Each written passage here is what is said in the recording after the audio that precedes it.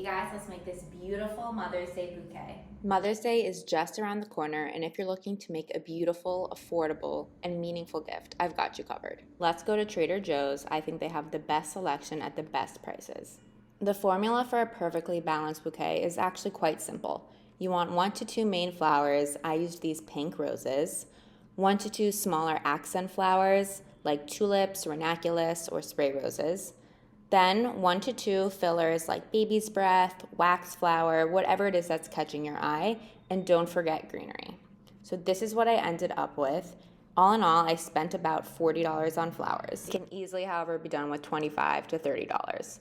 Now let's go home and start arranging.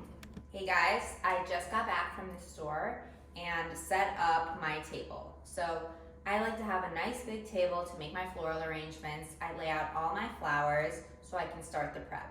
The first thing that I actually do is I take my grocery bag, I put it on the floor next to me just to help from preventing a big mess. Now I'm gonna take out all of the flowers. I think flowers are the perfect gift because they feel personal, thoughtful, and handmade. It's like a little piece of beauty you created just for them. They brighten a room and remind someone they're loved. It's also an art project that's hard to mess up because flowers are beautiful no matter what. Now all the flowers are out of the bag. Again, I like doing this. I like to see what I have to start getting that brainstorm juices flowing. Anything else? Let's make sure we have our flower food.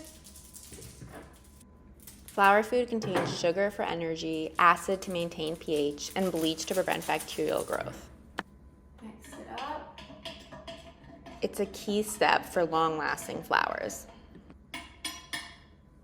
Okay, next we are going to clean our flowers.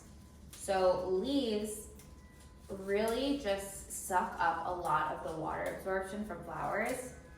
So when you keep your leaves on it, not only does the flower look so much cleaner before and after, but it's actually gonna help make your flowers last longer. So always make sure to clean your flowers, especially with some other flowers. If you really like the way that the leaves look, you can keep them on to have that added like design and that added greenery. But you always want to take off leaves that are falling below the water line. All right, so let's clean up the rest of these flowers.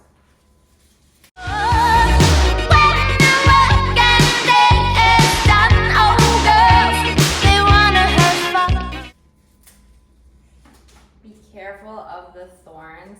Ouch, this one has a ton of them.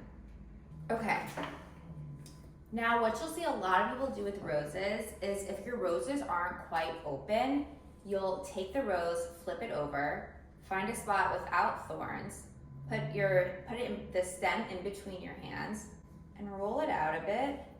And this is just gonna help open the leaves up a little bit. Now this rose already was pretty open when I bought them, so they don't need that much of it. Think of more of like a tighter rose that might need something like that. All right, we'll do a little cleanup to these ranunculus.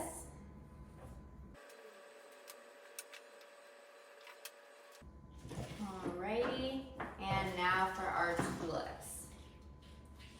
I am going to clean these pretty good. I love the look of a clean tulip. Sometimes I feel like I'm shucking corn. What is it? Shucking corn when I do the tulips. Something about the way the leaves are.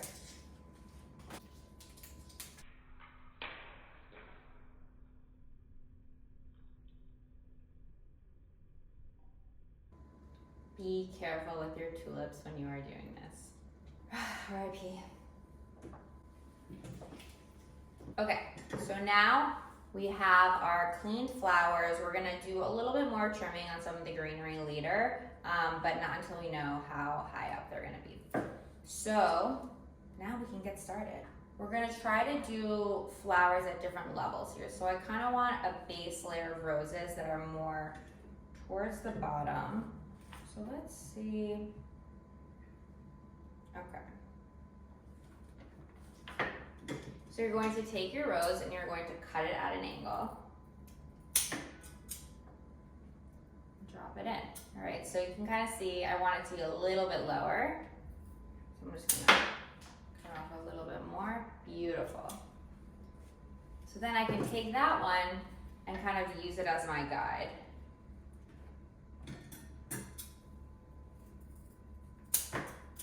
I'll do like 3 for now at the bottom.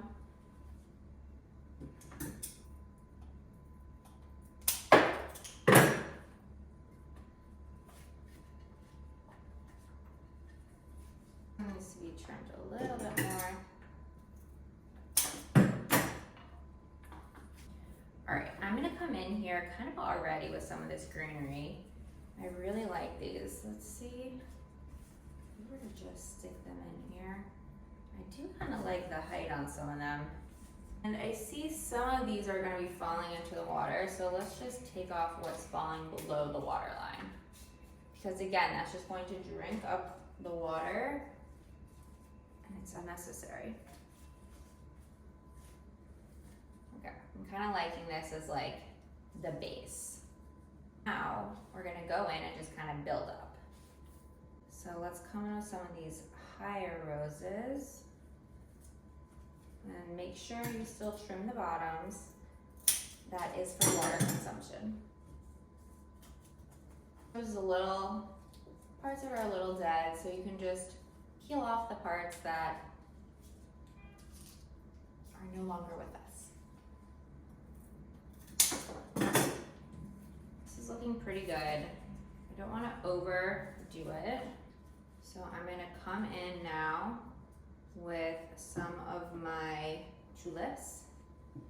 So beautiful. At the mid angle, just kind of following the same height structure. So I'll have some longer ones, some shorter ones. This one broke. We'll see what we can do with that later.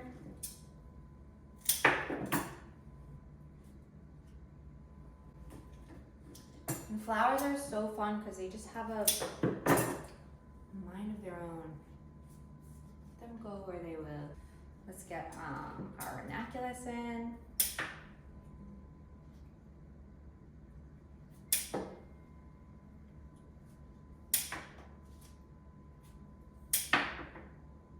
Now I'm going to come in with some baby's breath.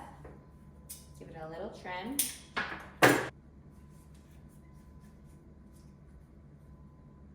I love baby's breath.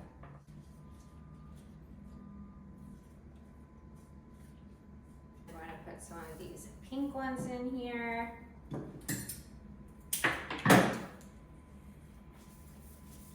can kind of start to use the filler flowers as a grid to just prop some of the flowers up, keep them a little bit higher. At this point, you want to strike the right balance between being gentle and a little firm. You're tucking flowers in, shaping the bouquet, but be careful not to snap any stems. You're guiding them, not forcing them into place. More of the greenery. Get in there with the different shaping. Don't want it to be too perfect. It's nature. As you start building up, make sure to include all of your flowers. And be sure to look at your arrangement at all angles. I mean, I think this is looking pretty good. Okay, let's clean up the table a little bit. And voila, a beautiful homemade Mother's Day bouquet. I hope you loved making this bouquet as much as I did. If you try it yourself, let me know in the comments. Like and subscribe for more homemaking tips.